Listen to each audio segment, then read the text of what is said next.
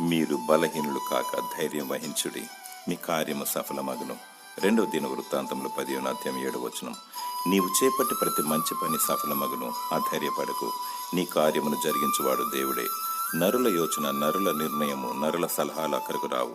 నేను పుట్టించింది దేవుడే, నీ ద్వారా ప్రతి మంచి పనిని జరిగించువాడు దేవుడే.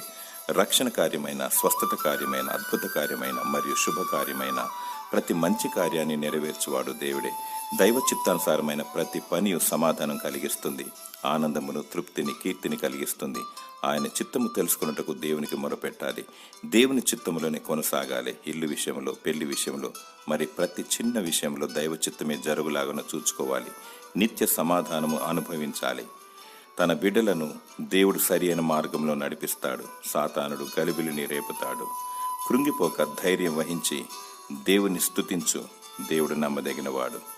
దేవుడు తన చిత్తమును నీ పట్ల నెరవేర్చునుగాక. ఆమేన్.